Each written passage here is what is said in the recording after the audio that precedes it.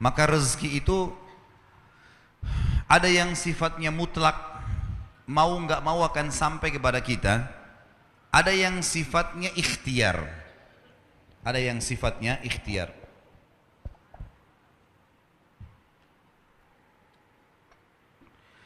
Kalau yang mutlak teman-teman sekalian, mau nggak mau datang kepada kita. Biarpun kita lagi duduk di rumah, maka rezeki itu akan datang.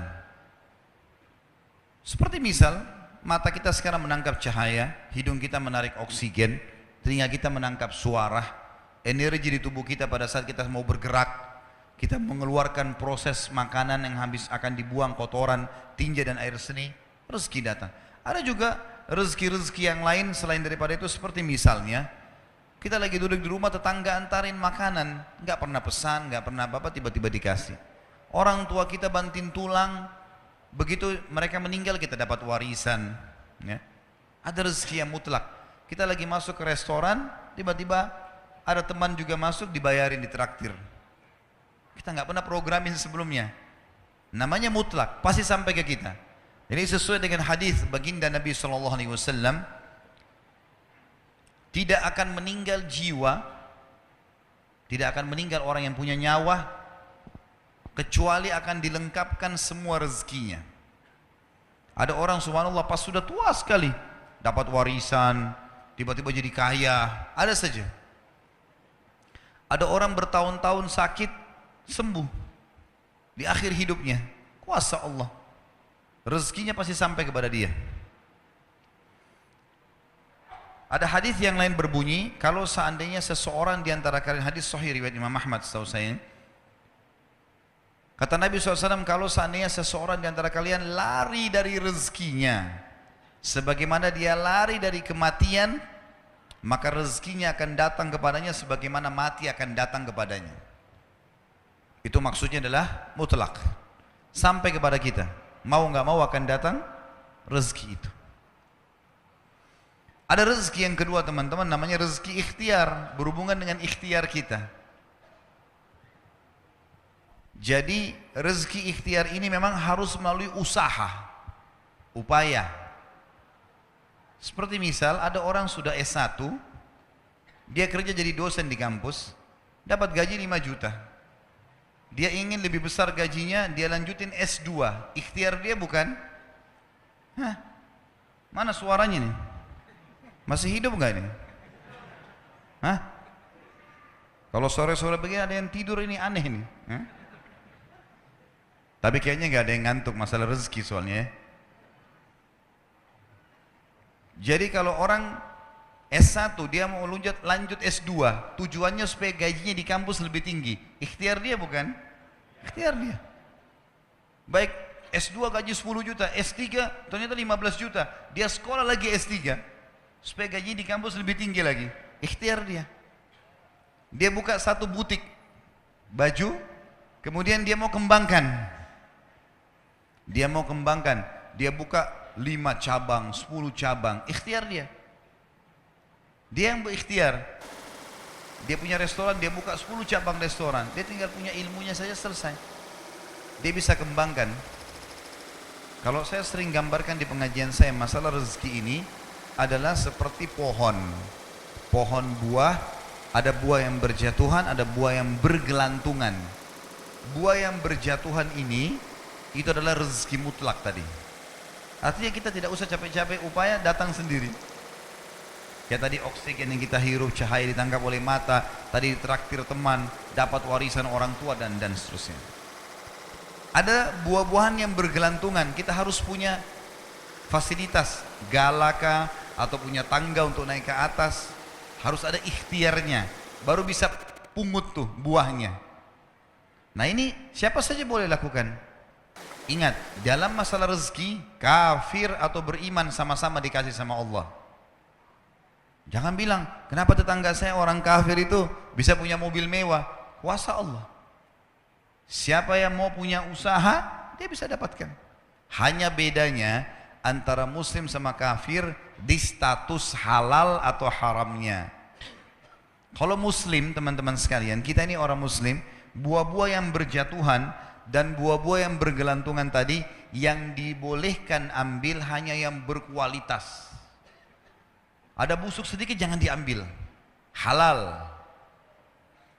Sedikit busuk syubhat, bagus gak ya? Jangan diambil. Kalau orang kafir semua diambil, mau busuk mau enggak semuanya diambil. Kalau muslim tidak.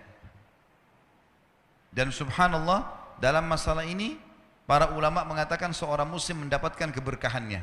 Nanti akan kita bahas masalah itu dalam kiat-kiat mempertahankan dan menjadikan rezeki supaya berkah.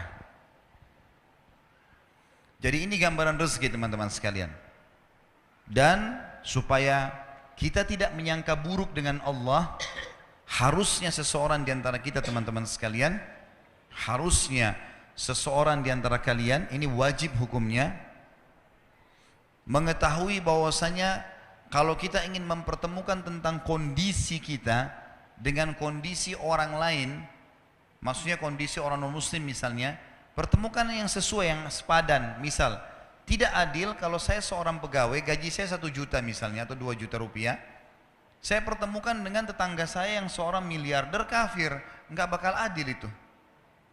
Yang adil adalah pertemukan coba keadaan kita dengan kafir yang gajinya sama dengan kita. Nah baru kita tahu bagaimana berkahnya rezeki itu. Harus adil, ya. Seperti kasus masalah kemarin di pilkada di Jakarta, saya juga bahasakan masalah itu.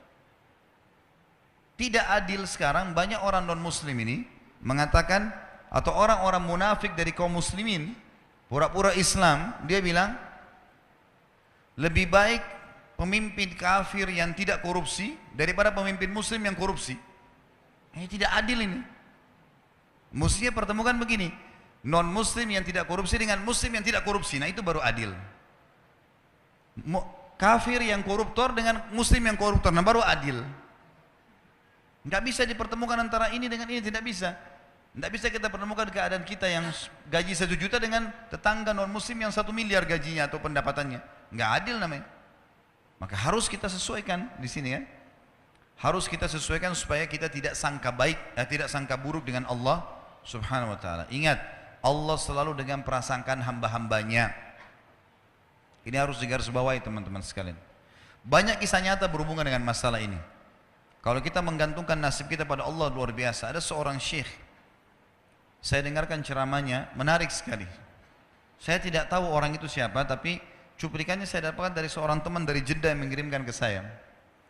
Orang ini cerita, syekh ini menceritakan, cuplikannya ada di HP saya, dia bilang, saya satu waktu pernah ke Mesir, dan di Mesir ini, saya lagi dari satu daerah mau ke Kairo, dari Iskandaria, satu kota, mau ke Kairo.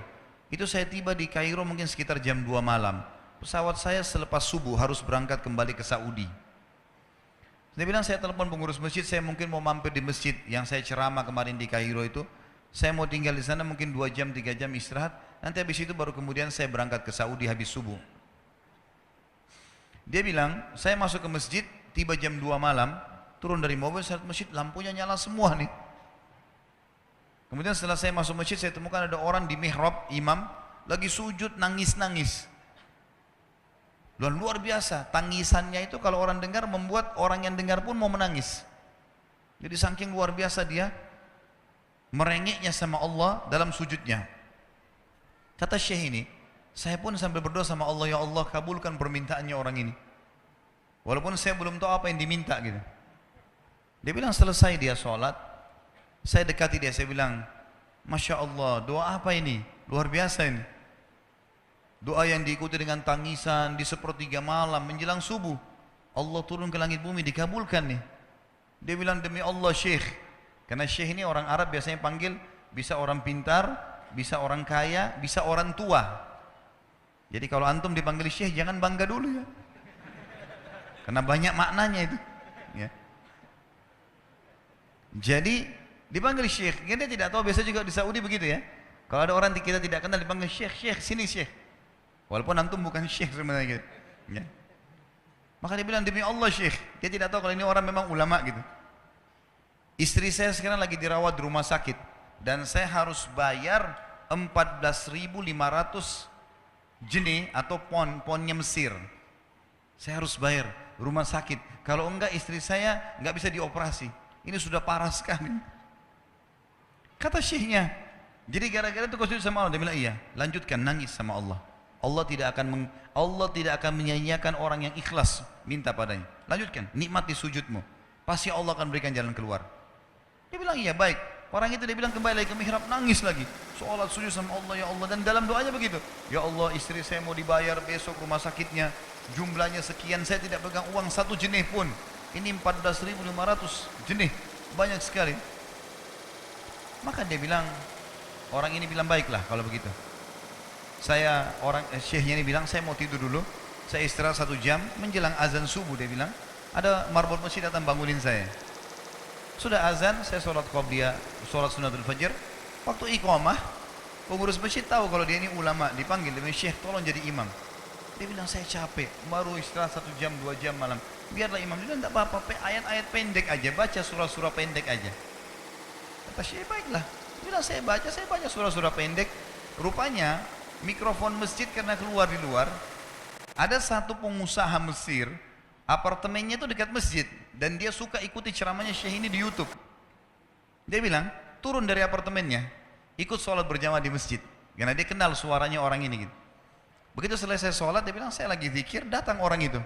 Dia bilang, Syekh, ahlan wa sahlan di Mesir. Saya salah satu penggemar Anda di YouTube dan saya dengar suara tadi. Saya tadinya mau sholat di masjid lain, saya ke masjid ini. Dia bilang, Syekh, saya mau minta tolong satu hal. Kata syekhnya, kenapa?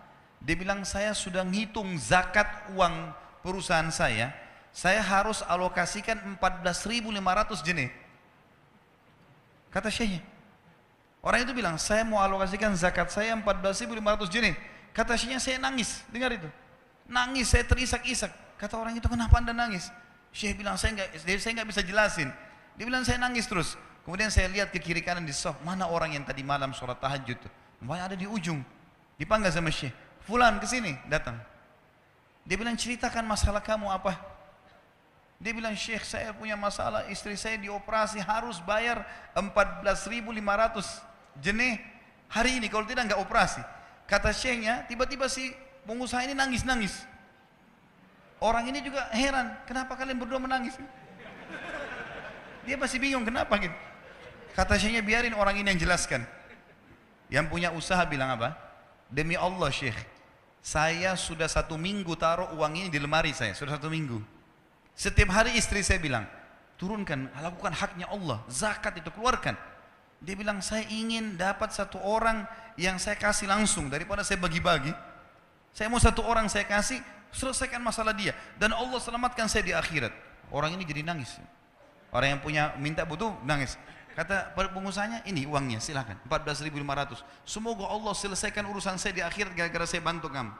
Kata syekhnya, demi Allah yang terjadi, orang ini, yang orang yang punya uang ini, yang dikasih uang, dia tiba-tiba lupakan saya dan lupakan si pemilik uang. Dia langsung angkat kepalanya ke langit sambil menangis mengatakan, ya Allah, aku mencintaimu. Terpenuhi kebutuhannya, gitu kan? Kuasa Allah. Teman-teman, cuman kita selalu buru-buru. Kalau seseorang kita di perusahaan mau dinaikkan gajinya saja, mau naikkan jabatannya, dia harus tulis permohonan. Tidak mungkin juga baru hari ini dimasukkan kemudian ketuk ruangan di rootnya, mana permintaan saya kemarin? Atau hari ini, nggak mungkin. Seminggu dia sabar, 2 minggu dia sabar, dengan berharap datang panggilan. Kenapa dengan Allah Subhanahu Wa Taala kita tidak begitu, teman-teman? Banyak orang buru-buru dan kebanyakan orang mau menggantungkan permintaannya kepada Allah hanya pada hal-hal yang kecil, hal yang besar tidak, atau sebaliknya, hal yang besar, hal yang kecil tidak. Kenapa tidak pernah minta sama Allah dikasih motor, dikasih mobil, dikasih rumah? Kenapa hanya minta kalau penyakitnya dihilangkan baru kembali kepada Allah? Itu pun seringkali kita jadikan Allah nomor 30, teman-teman sekalian. Ke dokter ini, ke dokter itu, resep ini, resep. Nanti kalau sudah mentok nggak bisa sembuh baru sholat tahajud. Salah. Islam mengajarkan kita apa? Sebelum makan berdoa, sebelum tidur berdoa, sebelum aktivitas berdoa, sebelum ke dokter doa dulu supaya Allah jadikan kesembuhan. Karena dokter resepnya cuma semoga lekas sembuh. Tidak ada pasti sembuh. Makanya teman-teman sekalian, kembali kepada Allah adalah jalan yang paling luar biasa gitu. Coba merengek kepada Allah SWT. Allah pasti tidak akan pernah memungkiri janji-janjinya.